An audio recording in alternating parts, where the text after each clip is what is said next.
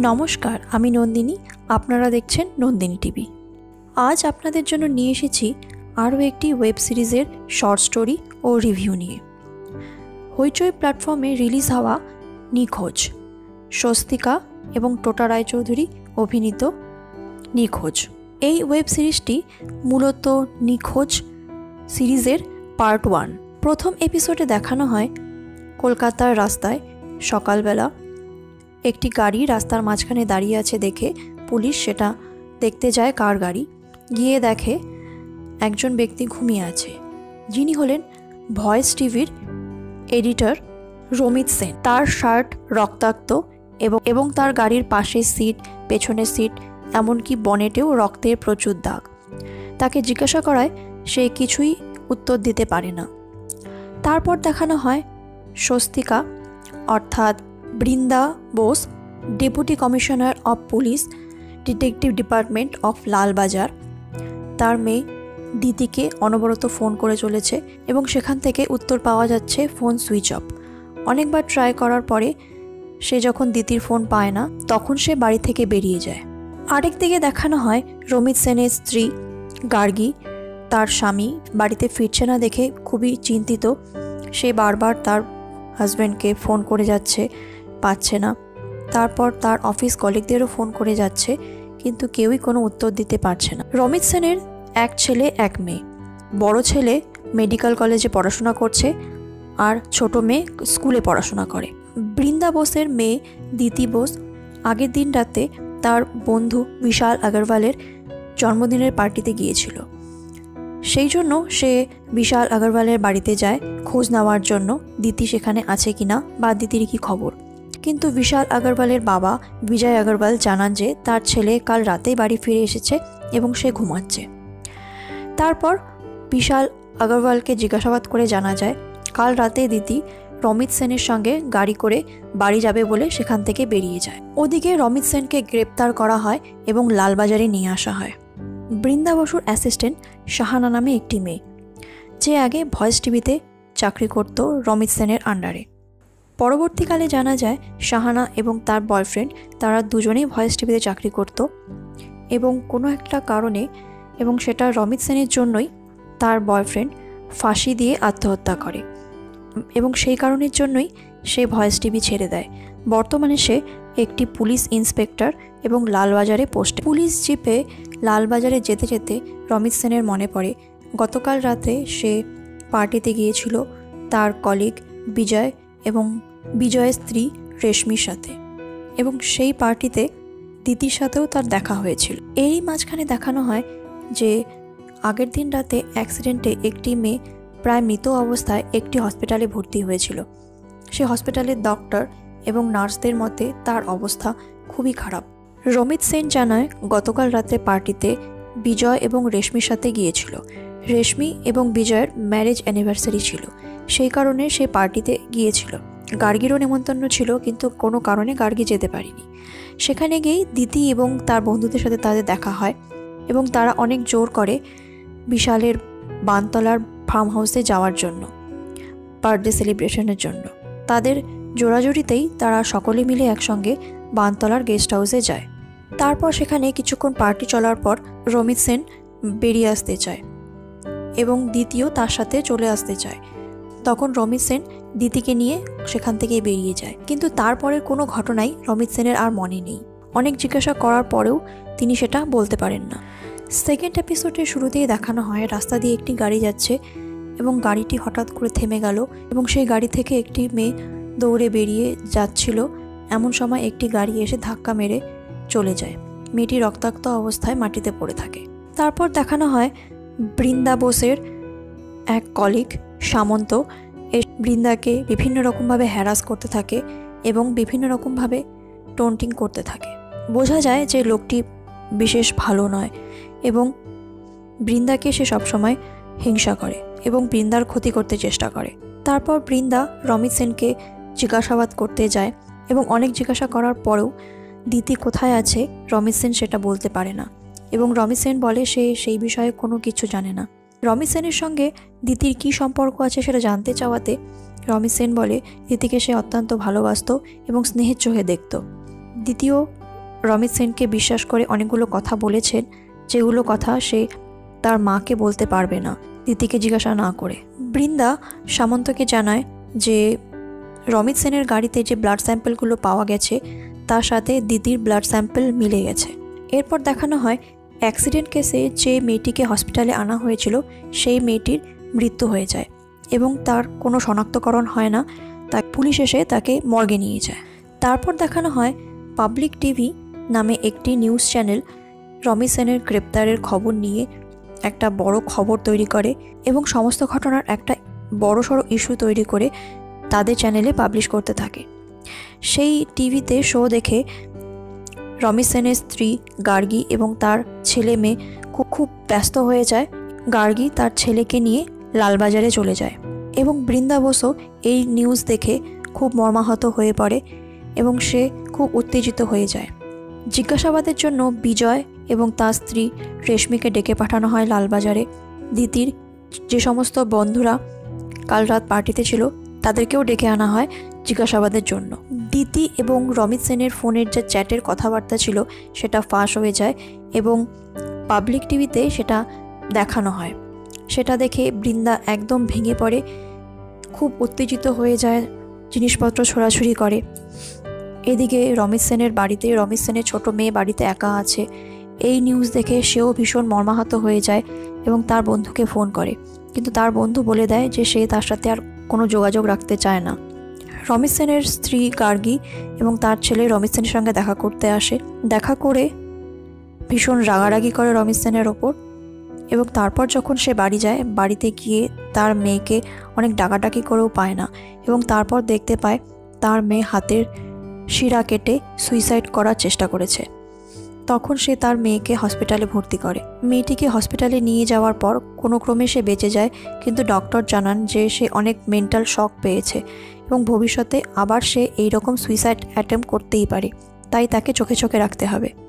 প্রেসের নিউজ দেখে বৃন্দা ভীষণ ক্ষেপে যায় এবং সামন্তকে গিয়ে বলতে থাকে কেন সে এরকম করলো। সামন্ত তাকে হিংসা করে, সে সেটা জানে, কিন্তু এইরকমভাবে তার ক্ষতি না করলেও সেও পারত। তারপর কমিশনার এসে তাদের এই ঝামেলাকে কিছুটা হলেও বন্ধ করার চেষ্টা করেন এবং সামন্তকে ওয়ার্নিং দেন যাতে তিনি ভবিষ্যতে এরকম আর কোনো কাজ না করেন। তারপর দিন তার ছেলে যখন মেডিকেল কলেজে যায়, সেখানে তার বন্ধুদের সাথে মারপিট করে বাড়িতে ফিরে আসে এবং খুব কান্নাকাটি করে মাকে জড়িয়ে ধরে বলে সে আর পড়াশোনা করবে না। বৃন্দা বোস পুরো ফরেন্সিক টিম নিয়ে বানতলার বাংলোতে যায়, যেখানে তারা আগের দিন পার্টি করেছিল, কিন্তু পুরো টিম মিলেও সেই বানতলার বাড়িতে কোনো রকম কোনো ক্লু খুঁজে পায় না। মনে হয় যেন সমস্ত ক্লু মিটিয়ে দেওয়া হয়েছে, কিন্তু বাগানে দেখতে পায় যে একটি জায়গাতে নতুন করে প্ল্যান্টেশন করা হয়েছে, যেন মনে হচ্ছে কিছু চাপা দেওয়ার জন্য সেখানে নতুন করে গাছ বোনা হয়েছে। তো বৃন্দার নির্দেশে সেই জায়গাকে খোঁড়া হয় এবং সেখান থেকে একটি গন্ধ পচাযুক্ত একটি লাশ বেরিয়ে আসে। সেই মৃতদেহটি ব্রিজেশ আগরওয়ালের কাজের মেয়ের। এরপর বৃন্দা ব্রিজেশ আগরওয়াল ও তার ছেলেকে ডেকে পাঠায়। তাদের কাছ থেকে জানতে পারা যায় যে তারা দ্য সুইপার নামে একটি অর্গানাইজেশনের মাধ্যমে তাদের গেস্ট হাউস পরিষ্কার করায়। সেদিন রাতের পার্টির পরও তারা ওনাদেরকে ডেকেই তাদের গেস্ট হাউস পরিষ্কার করিয়েছিলেন। খোঁজ নিয়ে জানতে পারা যায় যে এই সুইপার হলেন মহেন্দ্র দত্ত, যিনি একসময় এই লালবাজার পুলিশের হয়েই কাজ করতেন ফরেন্সিক ডিপার্টমেন্টে এবং তিনি একজন ক্ষুরোধর ব্রেন সম্পন্ন মানুষ। এখনও পর্যন্ত যতজন ফরেন্সিক বিশেষজ্ঞ আছেন তাদের মধ্যে তিনি সবথেকে বেশি ইন্টেলিজেন্ট।